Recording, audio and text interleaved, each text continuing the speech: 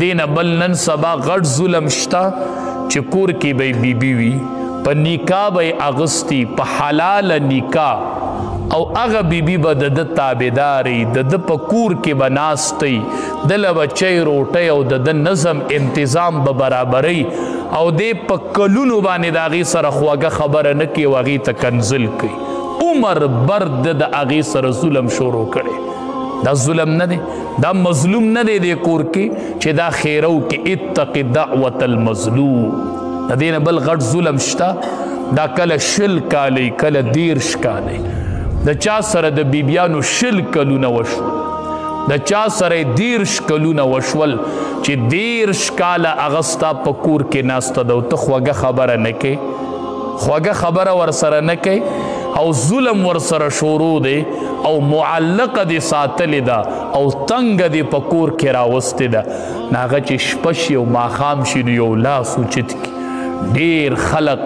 نن سبا چې مشکل کې نښتی دی خاوندان د هغې غټه وجه دا ده چې د هغې په خلاف ښځو لاسونه اوچت کړي دی وایي دا خو زما څه مور نه ده چې ما ته خیرې کړي چې قبولي به شي دا خو مې مور نه ده زما مور دی نه ده خو مظلومه ده او د مظلوم د خیرو په اسمان کې استقبال کیږي استقبال الله به د دې تپوس کوي نو نبی علیہ السلام چې به حاکم مقررو مشر به مقررو ورته به وي اتق دعوت المظلوم د مظلوم د خیرو نه به ځان ساتې چا سره به ظلم نه کوي چا سره به زیاتې نه کوي نو څومره خلق چې زمونږ ماتح وي که هغه بیبیانې دي که هغه نوکران دي که هغه شاګردان دي که هره کې زمونږ د حکم د لاندې وي پکار ده چې د هغې سره ښه روابط کوو ډېر کرته دا مشران نه خبر او هغې پسې شاته په رعیت کې خیري شوروي خیري کوي نو د ده سمه ورانه لګي او ده ته پته نه چې دا څه وجه ده دا کور کې مظلومانو لاسونه اوچت کړي شل کاله چې یو بنده د ښځې سره زیاتې وکړي شل کاله هغه په کور کې معلقه ساتلي او هغه شل کاله لاس اوچتي د ده به مخه سمه شي دی به سم کار کوي هغه به وران لګي نو دا د الله مخلوق دی دا الله زمونږ په الله د نکاح د وجې نه دا مونږ ته داسې تابعداري کړي دي او حدیث مبارک کې راځي رب العالمین وایي د خاوند نه به د ښځې متعلق حساب په قیامت کې زه پخپله علم پخپله